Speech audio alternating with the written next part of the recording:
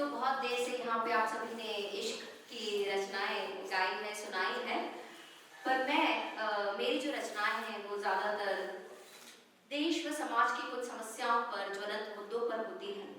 और आज मैं एक ऐसे ही मुद्दे पर यहाँ पे अपनी रचना पढ़ने आई हूँ। स्वागत। हार्दिक जी ने भी अपनी रचना में उसका जिक्र किया था और वो कहीं ना कहीं मुझे मतलब मैं सबसे पहले विषय बता देती हूँ। विषय है कन्या भ्रूण हत्या। और ये समस्या है जो सालों से देश में चली आ रही है और कहीं अभी भी ये खत्म नहीं हुई है। मैं खुद मेरे घर की तीसरी बेटी हूँ और कहीं ना कहीं इस रचना को मैं अपनी जन्म की कहानी से रिलेट कर सकती हूँ कि किस तरह एक बेटी जब गर्भ में सुन लेती है कि उसे मारने की कोशिश की जा रही है तो वो किस तरह अपनी जिंदगी बचाने के लिए अपनी माँ से गुहार लगाती है। तो ये रचना कुछ इस प्रकार है कि माँ सुनो ना माँ, क्यों भला तुमने मुझे इस दुनिया में न लाने का रास्ता चुन लिया। क्या बात? अपनी जान दाव पर लगाकर जो जन्म देती है माँ ओ माँ, भला कैसे मुझे बेजान करने का ये फैसला तुमने ले लिया। एक बेटी होने की इतनी बड़ी सजा। माँ सुनो ना माँ, बेटा आगे बढ़ाएगा वंश, पर मैं भी तो हूँ तुम्हारा ही अंश। क्या बात? वाह।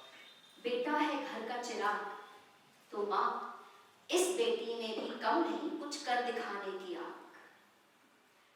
माँ बेटा है भविष्य की सूरत, तो बेटी है सहनशीलता की एक ऐसी मूरत जो दो परिवारों को संभालने की रखती है ताकत। माँ सुनो ना माँ, दादी को समझाओ ना, मैं नहीं हूँ बोझ। पढ़ लिख कर पढ़ाई के साथ घर के काम में भी बटाऊंगी, उनका पूरा हाथ तो सुन भी लूंगी उनके ताने हर रोज। कह दो बाबा से, कह दो बाबा से ना करे मेरी शादी की चिंता। हाँ मैं तो पढ़ लिख कर बनकर दिखाऊंगी उनका दायां हाथ। भले ही कितने ही रिश्तों के बंधन में बंध जाऊं, कभी ना छोड़ूंगी आप दोनों का साथ। माँ माथे पर क्यों है ये शिकन, मैं नहीं हूं पराया धन। मैं तो हूँ वो बेटी जिस पर होना चाहिए हर माँ बाप को घमंड। माँ ओ माँ, ये बेटी लगाती है बारंबार गुहार। आने दो, आने दो मुझे अपने द्वार, दे दो मुझे भी जीने का अधिकार, दे दो मुझे भी जीने का अधिकार। तो ये गुहार थी एक बेटी की और मुझे लगता है कि इन मुद्दों पर अभी भी हमें बोलने की, लोगों को जागरूक करने की बहुत जरूरत है। मैं एक और छोटी सी रचना, जैसे कि मैंने बताया कि ज्वलंत मुद्दों पर लिखती हूँ। आज के समय में एक बहुत बड़ी समस्या और खासकर हमारे यहाँ पे सारे युवा बैठे हैं, यंगस्टर्स में है डिप्रेशन, अवसाद, एंजाइटी की प्रॉब्लम।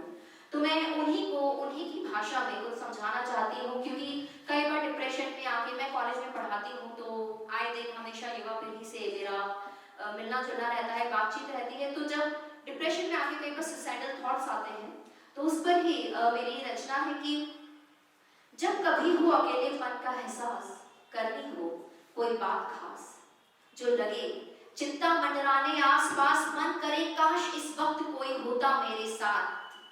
चारों तरफ दिखे अंधेरा और ना हो उजाले की कोई आस, होने लगे महसूस जीवन में यदि अवसाद। कहीं अटक जाओ कुछ समझ ना आए, दिल और दिमाग जो दोनों बंद पड़ जाए, मन करे छोड़ के यह सब कुछ यहाँ से भाग जाए।